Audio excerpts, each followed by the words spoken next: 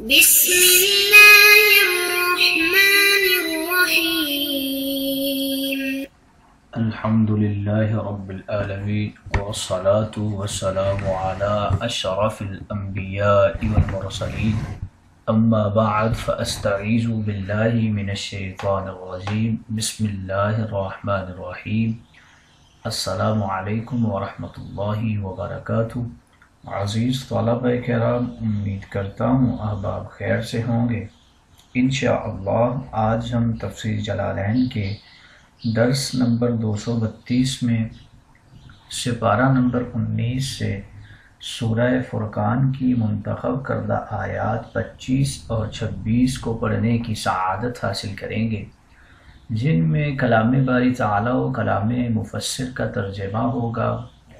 کلام مفسر کی تشریح و توضیح کرنے کی سعادت حاصل کریں گے اور ساتھ ساتھ اغراض مفسر کو ذکر کرنے کی سعادت حاصل کریں گے. تو آئیے طلبہ کرام بلا تاخیر بڑھتے ہیں اپنے آج کے درس کی طرف. بسم اللہ الرحمن الرحیم. رب تعالیٰ نے ارشاد فرمایا وَيَوْمَ تَشَكَّكُ السَّمَاءُ بِالْغَمَامِ وَنُزِّلَ الْمَلَائِكَةُ تنزیلا. اور جس روز آسمان یعنی ہر آسمان اپنے بادل کے ساتھ پھٹ جائے گا، اور وہ سفید بادل ہے. وَنُزِّلَ الْمَلَائِكَةُ مِنْ كُلِّ سَمَاءٍ تَنزِيلًا، اور ہر آسمان سے فرشتے کثرت کے ساتھ اتارے جائیں گے، اور وہ دن قیامت کا دن ہوگا. یوم کے حوالے سے بتا رہے ہیں کہ یوم کا نسب یہ اذکر فعل مقدر کی وجہ سے ہے. یہاں سے تشککو کی قراءت کے حوالے سے ذکر کر رہے ہیں. تشککو کی شین یہ تشدید کے ساتھ ہے. اصل میں تا کو شین سے بدلنے اور شین کو شین میں ادغام کرنے سے پہلے جو شین تھی وہ تشدید کے ساتھ تھی، اور تائے ثانیہ کو شین میں ادغام کر دیا گیا ہے. نزلہ کے حوالے سے ذکر کر رہے ہیں کہ یہ دو نونوں کے ساتھ ہے. دوسرا نون ساکن ہے اور لام کا ضمہ ہے. ننزلو تھا اصل میں، اور ملائکہ کے نسب کے ساتھ ہے ننزل الملائکۃ. الملک یومئذ الحق للرحمن، اس روز حقیقی حکومت رحمان کی ہوگی. لا یشرکہ فیہ احد، اس دن اس کا کوئی شریک نہیں ہوگا اس حکومت میں. وکان الیوم یوما علی الکافرین عسیرا، اور وہ دن کافروں کے لیے بڑا ہی سخت ہوگا. بخلاف المومنین، مومنین کے لیے تو آسانیاں ہی آسانیاں ہوں گی. آئیے طلبہ کرام ترجمہ کے بعد بڑھتے ہیں آج کے درس کی تشریح و توضیح کی طرف. یوم تشکک السماء، یوم اذکر محذوف کی وجہ سے منصوب ہے، اور کل سماء سے اس بات کی طرف اشارہ کیا ہے کہ السماء میں الف لام استغراق کا ہے، اور معاہ سے اشارہ با بمانے معا ہے. با سببیت اور با بمانے عن بھی ہو سکتی ہے. قولہ الملک یومئذ الحق للرحمن، الملک مبتدا ہے، الحق اس کی صفت ہے، للرحمن خبر ہے، یعنی الملک الثابت الذی لا یزول للرحمن یومئذ. کچھ اس طرح اصل عبارت بنے گی. یہاں سے بتا رہے ہیں کہ قیامت کا دن جب آئے گا، آسمان شق ہو کر اس میں سے ایک رقیق بادل اترے گا جس میں فرشتے ہوں گے. یہ سائبان سے آسمان آئے گا، اور اس میں حق تعالی کی تجلی ہوگی، اور اس کے ارد گرد ملائکہ ہوں گے. یہ حساب شروع ہونے کا وقت ہوگا، اور اس وقت آسمان کا پھٹنا صرف کھلنے کے طور پر ہوگا، اس لیے کہ یہ نزول غمام جس کا ذکر آیت مقدسہ میں ہے نفخہ ثانیہ کے بعد ہوگا، جبکہ سب زمین و آسمان درست ہو چکے ہوں گے۔ قیامت کے احوال کے حوالے سے حضرت ابن عباس رضی اللہ تعالی عنہ فرماتے ہیں، پہلے آسمان دنیا پھٹے گا اور آسمان والے فرشتے زمین پر نازل ہوں گے، ان کی تعداد زمین کے جنوں انس سے بھی زیادہ ہوگی۔ پھر دوسرا آسمان پھٹے گا اور اس کے فرشتے نازل ہوں گے، ان کی تعداد آسمان دنیا کے فرشتوں سے زیادہ ہوگی اور جنوں انس سے بھی زیادہ ہوگی۔ پھر اسی طرح آسمان پھٹتے رہیں گے حتیٰ کہ ساتواں آسمان پھٹے گا۔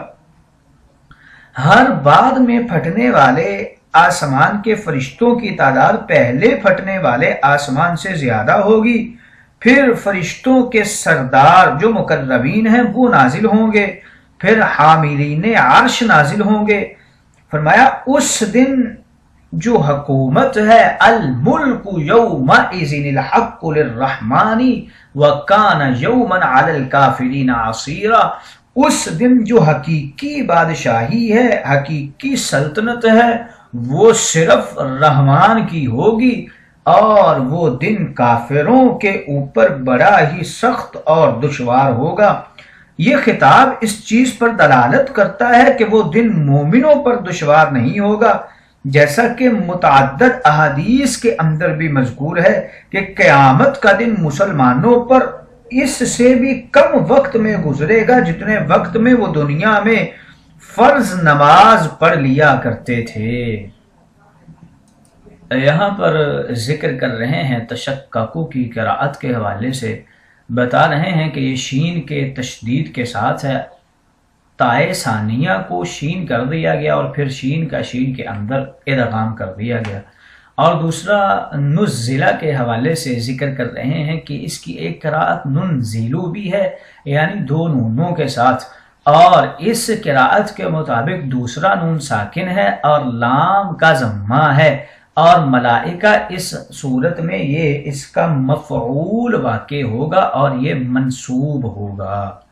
آئیے طلبہ کرام تشریح و توضیح کے بعد بڑھتے ہیں اغراض مفسر کی طرف۔ ہوا غیم ابید سے یہ بتا رہے ہیں مراد وہ بادل ہیں جو ساتوں آسمانوں کے اوپر ہوں گے اور ان کی موٹائی اور وزن ساتوں آسمانوں کی موٹائی اور وزن کے برابر ہوں گے۔ جب وہ ساتویں آسمان پر نزول کرے گا تو اسے اپنے وزن کی وجہ سے توڑ ڈالے گا، اور اسی طرح زمین پر اس کا نزول ہوگا اور ہر آسمان کے فرشتے بادلوں کے ساتھ شامل ہوں گے۔ جب پہلے آسمان دنیا پر نزول ہوگا تو فرشتوں کی تعداد زمین پر رہنے والوں کے مقابلے میں 10 گنا ہوگی، اور پھر دوسرے آسمان پر فرشتوں کی تعداد 20 گنا۔ اسی مناسبت سے قیاس کرتے جائیے، اور اسی طرح جب دنیا کے فرشتوں پر نزول ہوگا تو اہل محشر کو صف باندھے گھیر لیں گے، اور اسی کی مثل دوسرے آسمان کا حال ہوگا کہ ان کی صف پہلے آسمان والوں کی صف کے پیچھے ہوگی اور اہل محشر کو فرار ہونے سے روکیں گے۔ اور کیونکہ حساب کتاب تو گزر چکا ہوگا، حساب کتاب کے بغیر کسی کو بھی دخول جنت یا دخول جہنم نہیں ہوگا۔ قیامت کا دن کافروں پر بڑا دشوار ہوگا، بخلاف المومنین سے اس بات کی طرف اشارہ کر رہے ہیں، لیکن اس کے برعکس مومنین کے لیے قیامت کا دن فرض نماز سے بھی کم وقت میں کمپلیٹ اور مکمل ہو جائے گا۔ بہت سی احادیث کے اندر یہ بات ثابت ہے اور بیان کیا ہے رسول اللہ نے کہ قیامت مسلمانوں کے لیے بہت ہی آسان ہوگا، لیکن کافروں کے لیے وہ دن بڑا مشکل ہوگا۔ حضرت ابو سعید خدری رضی اللہ تعالی عنہ آپ روایت کرتے ہیں کہ رسول اللہ کی بارگاہ میں عرض کی گئی قیامت کا دن 50,000 سال کی مقدار کے برابر ہوگا۔ تو یہ دن کتنا طویل ہوگا۔ رسول اللہ نے ارشاد فرمایا اس ذات کی قسم جس کے قبضہ قدرت میں میری جان ہے، قیامت کا دن مسلمانوں پر آسان کیا جائے گا، یہاں تک کہ ان کے لیے ایک فرض نماز سے بھی ہلکا ہوگا جو دنیا میں انہوں نے پڑھی تھی۔ حضرت ابو ہریرہ سے ایک اور روایت ہے، حضور اقدس نے ارشاد فرمایا قیامت کے دن لوگ سب جہانوں کے رب اللہ رب العزت کے حضور اس دن کے نصف تک کھڑے ہوں گے جس کی مقدار 50,000 سال ہے۔